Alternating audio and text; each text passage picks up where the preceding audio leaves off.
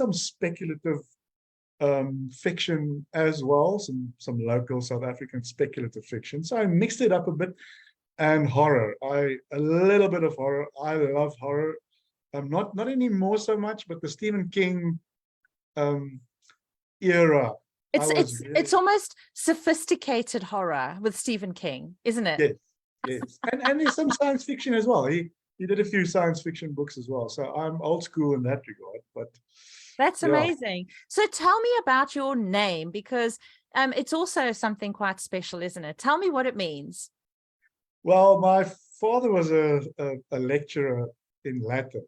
So I'm not sure if many people know this, but Marinus means son, or if you're a boy, it means son of the sea, or probably boy of the sea. But as you grow up, the way Latin works, then you become man of the sea. So the name sort of changes as you grow up. So yeah, I mean, you can think of the Marinus.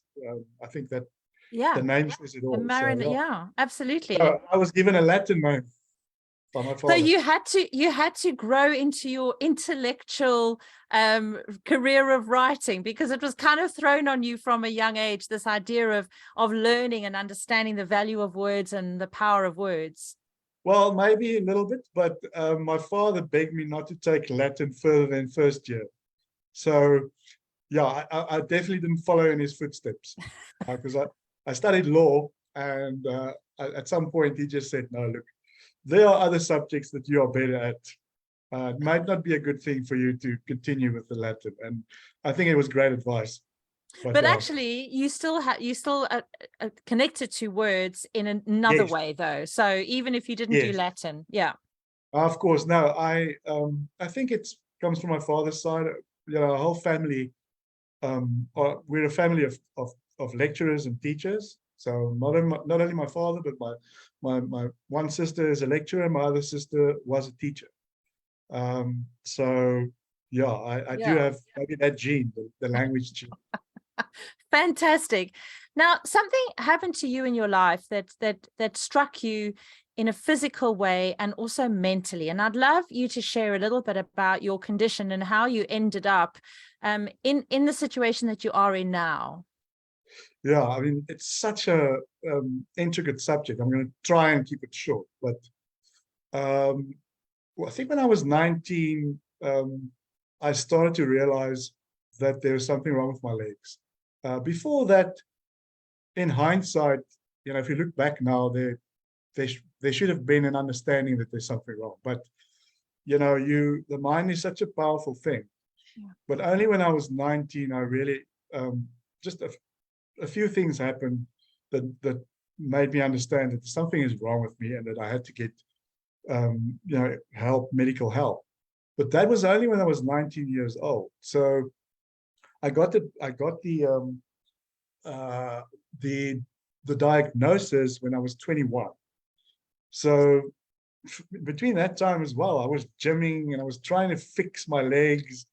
But then at some point, I think biokineticists referred me to a neurologist, and then I was diagnosed with something called Charcot-Marie Tooth disease, which was the incorrect diagnosis. So I lived with that disease for 8 years, thinking that it might just, you know, because Charcot-Marie Tooth disease does not always you don't become wheelchair bound. And then somewhere in I just went on with my life, you know, just adapted.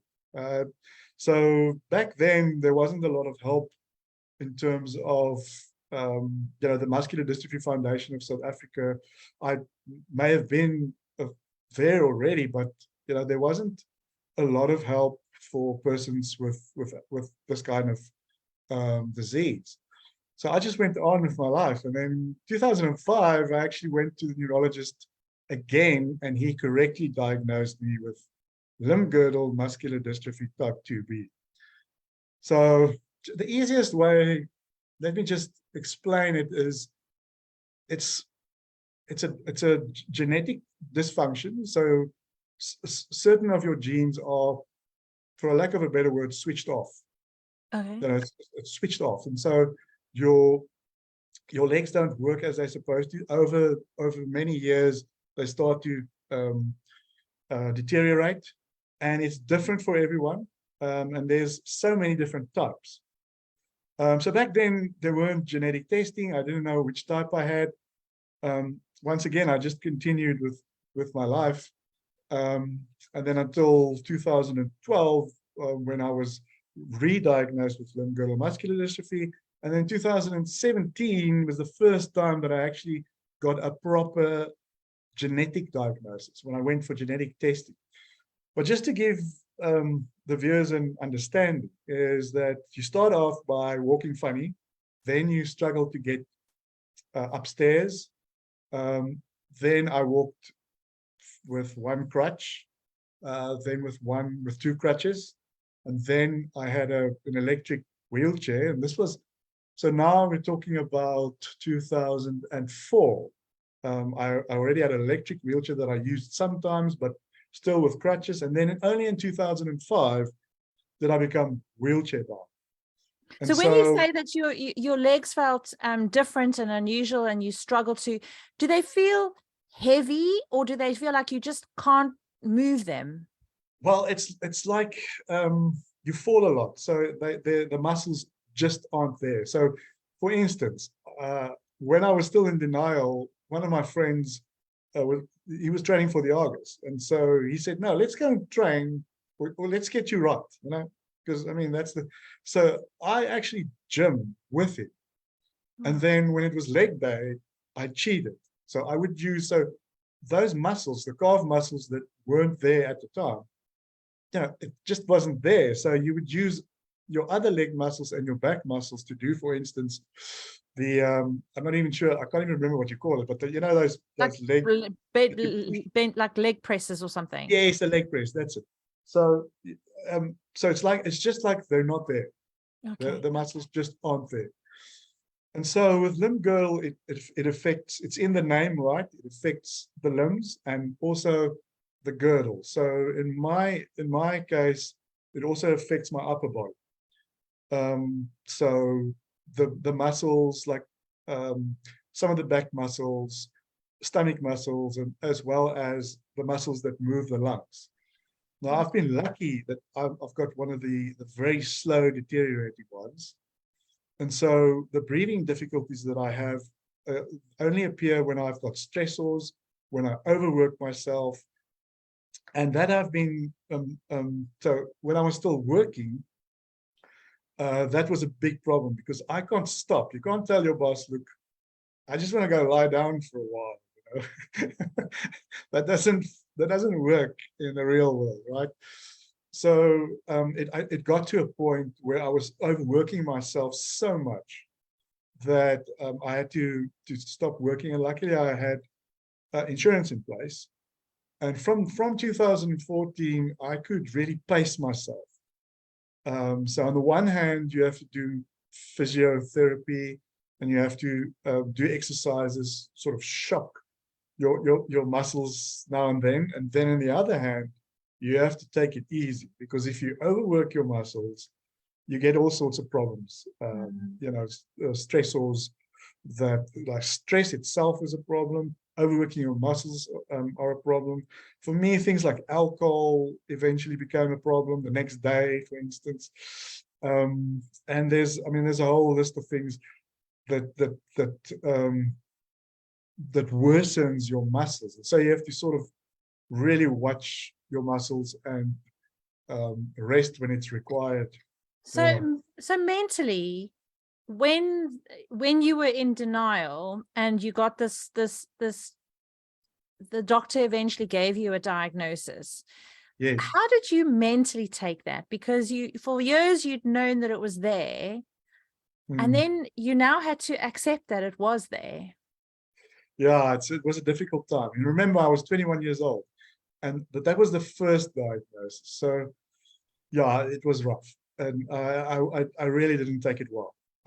But at the same time, I had a lot of support from my parents and my friends, and I was able to continue studying somehow, and pass and get my degree.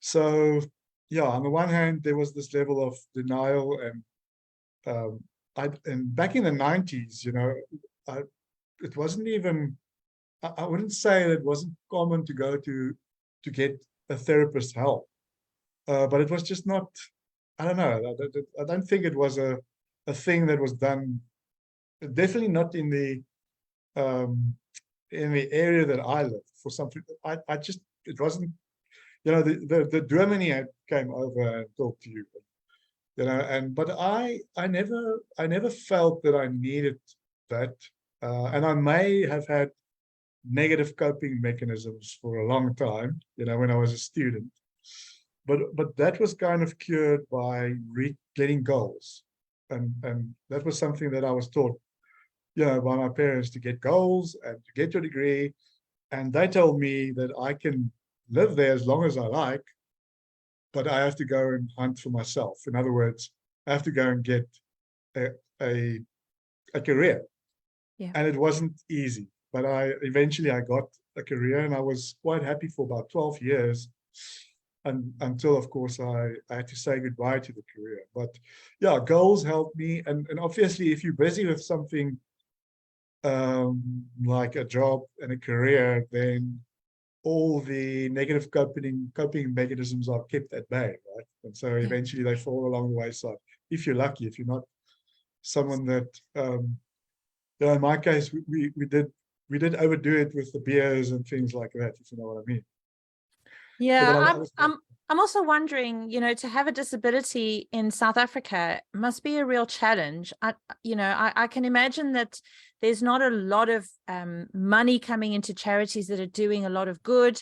And there's also possibly opportunities where there's places you can't physically go to because there's no provision made for someone who's wheelchair bound. Yes, I mean, that was one of the, let's go to the physical part first, because that was one of the reasons why I studied law and I didn't do my articles, because one of the things they taught you at varsity is an article clerk need two things. One is very good eyes, and the other is very strong legs, because you're going to be running around a lot. So what I did was I went to do the it's a 6-month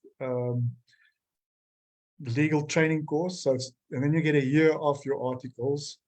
But I always had to, what I had to do is I had to find other ways into the job market, because I knew I was not going to be able to do the physical things. Like, I mean, you can just drive around in town now and see how, even now in 2022, how inaccessible our mid-city, the CBD, is, where the courts are. So, I mean, but I can go on and on about, I mean, shopping malls are so shopping malls are now accessible, right? It wasn't back in the 80s, but now it's accessible. I think the thing that bugs me, and so public buildings, most public buildings are quite accessible for persons with disabilities. But when you're traveling in the country, that is a big problem. And I'm sure workplaces are a problem.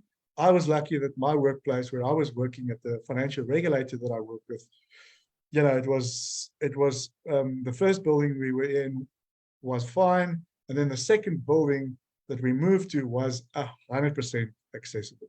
So I was lucky in that. Not everyone gets that lucky, and so I think a lot of hurdles are put in place for persons with disabilities in the workplace, physically, but also in terms of, employers worrying about employing someone that might cost them more money, or that might not blend in with the culture.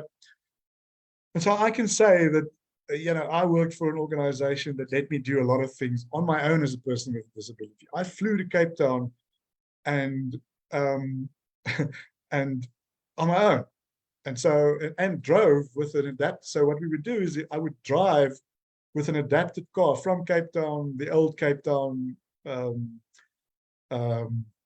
airport, to Sea Point, where the hotel was. And so all I had to do was phone everyone in advance and say, look, you have to help me, because I couldn't do it on my own. So I had to, my planning and logistics got good. I really got good with that. And so they trusted me with a lot of responsibility. But the downside also is that I got a lot of responsibilities and work. As I was going up the ladder, my disease was pulling me down. So just until the perfect storm hit me. So that's the one thing. The physical part is really, really difficult, especially with someone with a limb with muscular dystrophy.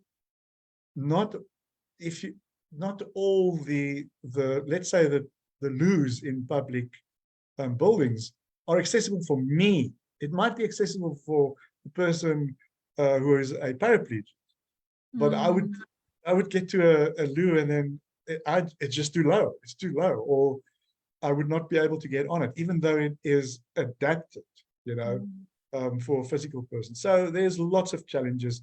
I mean, I can go on and on about traveling, because I traveled to Cape Town, not Cape Town, to Nature's Valley in December.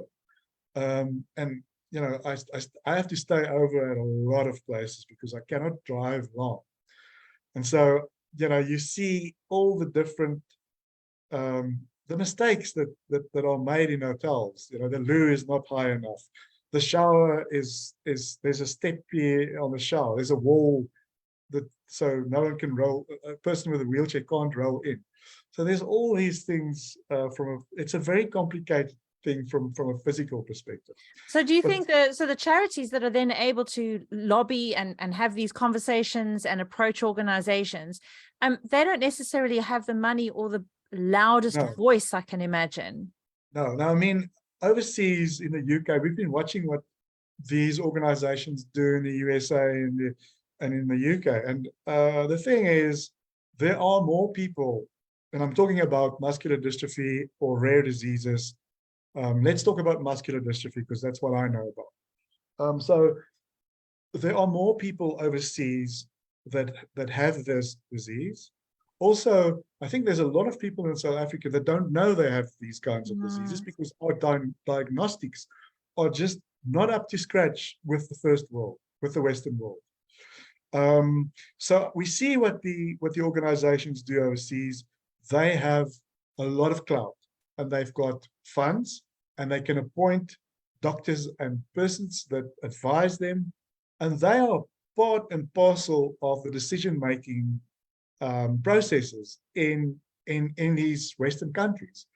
Where in South Africa, we try, like I'm a member of the Muscular Dystrophy Foundation of South Africa, but they focus on those persons. So I've only joined them a year ago, or actually in 2017 I joined them, but I've only started to become active a year ago because I believe that someone like me, they won't be able to assist them.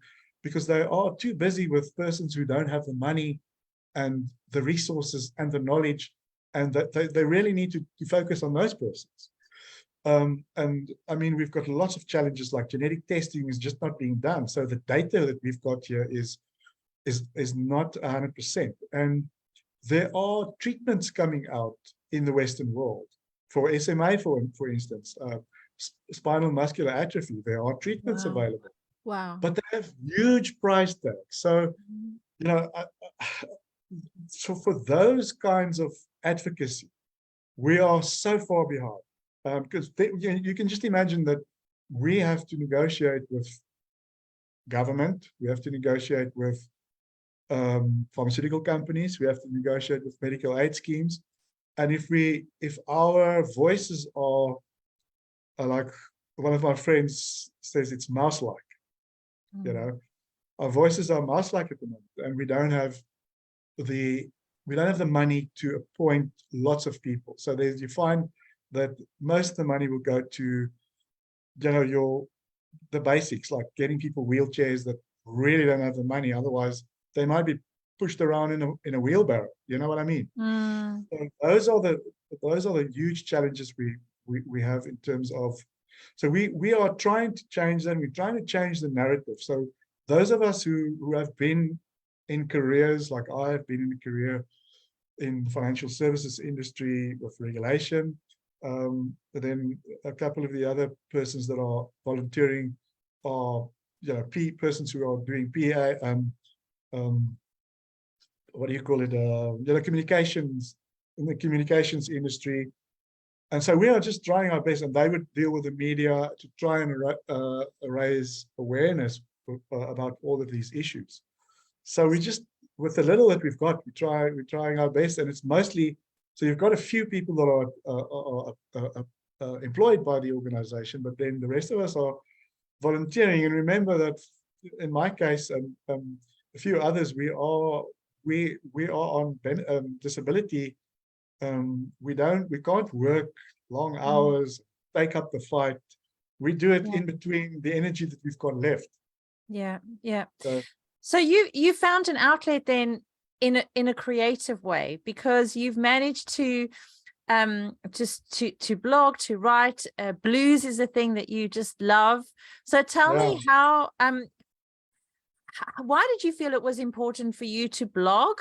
Because I think that's an interesting, when you start putting your concepts down on paper, or actually make them available to the world, that's quite a big thing, isn't it?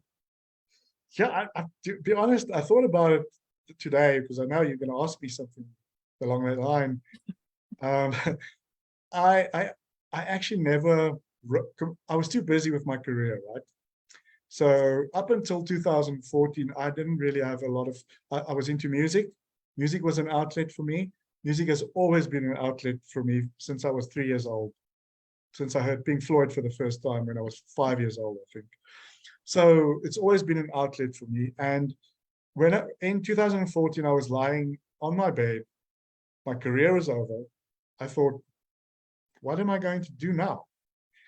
And so I had been writing reviews for another website called Musikfraat.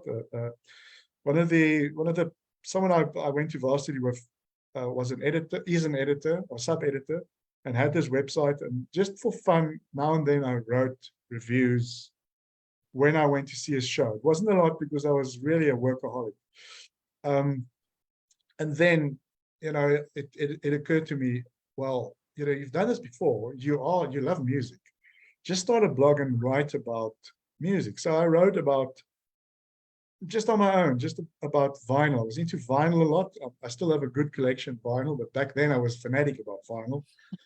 And then I wrote this review about, I can't remember if it was, I think it was Valiant Swart brought out a vinyl. He's one of the artists here in South Africa, the blues artists that sing in Afrikaans. And I wrote something.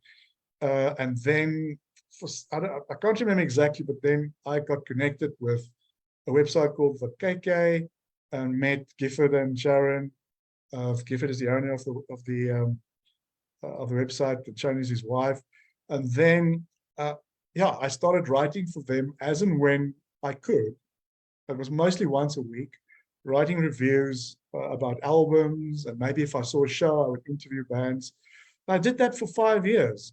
Wow. But I think what happened is, in that sometime there, Gifford introduced me to a lot of creative people. And also he introduced me to someone who was in the Samantha Miller is a lecturer in publishing. She introduced me to authors who are published, and they sort of assisted me with my first manuscript. And that really kickstarted everything, and also referred me to the Dragon Writers, which is an independent group on Facebook. And then from there I got an editor, and the rest is that's how I started to write something that I can actually show the world. And even though the publishers weren't interested in this, they weren't interested in this specific concept. I approached the usual suspects in South Africa, all the publishers. They weren't interested, and then I actually approached a lot of on the advice of my editor, Marinus Mans. She referred me to a website called, I have to remember it. It's something like Publishers Market or something like that. Yeah. And so I actually went to all of the literary agents that said that they would look at disability science fiction kind of things this year. They do that. Wow. And I wrote them query letters, but when I got to the 50th or I probably did about 30 or so. And everyone is like, thank you for your submission. I think I'm going to step aside on this one. Thank you for your I decided, you know what? You don't always have to publish it through the bigger publishers. You can self-publish. And luckily, I had the means, and it was over such a long period of time. I mean, it took me 7 years from deciding I want to write a novel until this product that we see today. And I only approached an editor in 2018. I only approached the reader in 2018. So that's when the real work started, because she was able to tell me, this is what you're doing wrong. This is what you're doing wrong. Fix this, go and read about this. Basically teaching me. Yeah, editors are amazing. Editors, Yeah. they give you such valuable concepts to shape and keep your concept alive, your language the same, your personality, but drive you in the right direction. So tell us what the concept is, because you said disability science fiction. I bet many people are going, what? I've never heard of that before. Well, actually, I did a lot of reading in preparation or to try to find a plot, try to find something. And one of the books that I read was a very old book. The book is called Flowers for Algernon, and it was written by Daniel Keyes. I think that's the right way of pronouncing it. And there was a movie made, the Hollywood movie made in 2000. I can't remember what the name is, but the concept was, a person with a mental disability this is in the 50s, right? So they talk about an operation, got an operation, and he becomes the smartest person in the world. That's the concept. And the way that novel really moved me, it's just the way in which Daniel Keyes used language to show the shift from a person who has a mental disability and can't relate to people that well and lives in his own world, to someone that's extremely intelligent, and how the world then perceives that person. So I like that concept, and I don't think I copied that concept, but it's similar. The theme is similar in the sense that what I wanted to do, I asked the question, what if I take someone that has my disease, then cure him in some way? So I had to come up with how that was going to happen, because it's not possible right now. Cure him in some way, and then take that away over the course of the novel and see what happens. That's basically the concept. Wow. And then a lot of other things came along. There's a bit of African plant, like indigenous plants, that are also part of it. Then gene, obviously, in my mind, or in a lot of the disabled persons in my situation, we are waiting for the Holy Grail, which is gene therapy, and that is the thing that will cure us, hopefully, in the next. I mean, in the next 3 to 10 years, there will be something that halts the progression, and then if we look further, 20, 30 years down the line, maybe 40 years, then there might be something that reverses. So you think there is something in the pipeline for the next 3 to 10 years? I know that because it's already, we follow the conferences, we see how far they are. The problem is just getting it safe. The safety measures are the problem, and then getting it FDA approved, because there are so few people that have it. They can't do it the same way as they did with COVID. Yeah. And test thousands of people. You only have a small amount of people to work with, and they are so strict with the measures that if something goes wrong, that whole thing it stops for many years until they rectify that. So the gene therapy is a very, very difficult subject is much more difficult than vaccination or than vaccines. Yeah. It's a really tricky thing to do, but they are so far along the line. I mean, I've been following it. I have given up on it until about a year or so. Yeah, it's a year or so ago when I watched the Limb-Girdle Muscular Dystrophy International Conference. And you see, they asked the doctors there how far away, and they would say, well, you know, if nothing goes wrong, 3 to 5 years. So things might go wrong. Yeah. And it might be.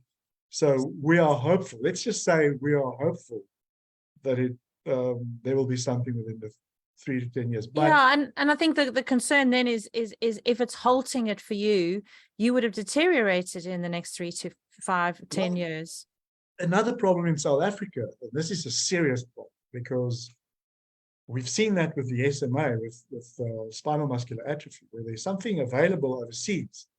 And a lot of this is children, right? So they focus on children because some of these types affect babies. And so there are cures already in the Western world, but South Africans do not have access to those because of the huge price tags, I would imagine. And also the legislation. We just don't. So there are a lot of families kind of watching on YouTube how people are getting cured, and they don't have access to that. So that's why we are, getting together and sort of gravitating towards each other, because I might be in a similar position in 3 to 10 years that we'll watch that, in the Western world that people are being cured, patients are being cured, and we just don't have access to that. Yeah. It's an exciting time in science, but I think the frustration for you is to watch it unfold and at the pace that it's unfolding at, because every day for you is another day that you think, oh, come on, this is, it's so close, and yet it just feels so far away, and it probably will be further down the line, Look, I mean, we are old. I've been at this for a very long time, more than 25 years. So, whatever comes my way, I'm ready. If it doesn't, but so we've been, we are old dogs. Well, you've learned new tricks because you've managed to publish a book. So the old dog's not all down and out. I think it's an amazing achievement to publish a book and to self-publish. I think more amazing is writing a novel, because there's so many things involved in a novel. I mean, it's developing the character, it's the plot, it's the, it's everything. And I think that it takes so much to write a story. And then there's an emotional attachment for you, because it's something that you're experiencing. But the outlet is an opportunity for you to create a character that is based on your suffering, your struggling, your tough times, but he comes out the other end stronger. Yeah, I mean, the character, I tried to change the character as much as I could, because I knew, when you write a character like that with a specific disease, the emotional things will be the same. The emotional experiences, the psychological experiences will be the same. But I try to change it. So what I did with this character was I gave him things that I never had, and I took a lot of things away that I had that this character never had. So one of them I can just say is a support structure. So it was, I mean, the poor guy, I mean, let's see what happens if we take the support structure that I had, and there is a support structure, but not as elaborate or as much as I had. So that kind of becomes interesting now, because so suddenly that character takes over. And I mean, I've never been cured from a disease like this. So now you give that person something like that. Now, how do you, I don't, even now, I'm not sure if I wrote the right thing for that character. But the character dictates what he would have done under those circumstances. I might do something completely different. I think people have said that a lot about writing, is when they create a character, the character writes the rest of the book. He does. He took over for a while. I had to be very careful that the character doesn't take over 100%. You have to have that. Rein him in a bit. Come on, buddy. You're not taking over. I'm the writer here. Yeah, I mean, obviously a lot of things will be similar, and so many of the characters that I created have things have characteristics that I might have, even though you try to change it around. So it's never 100%. You're never not involved. You always have as you say, there's an emotional attachment. And I can tell you that some of the scenes that I wrote in the beginning, I was really, I would sit and cry. So it was a good outlet, some cheap therapy for me in a sense. And then at some point when the characters take over,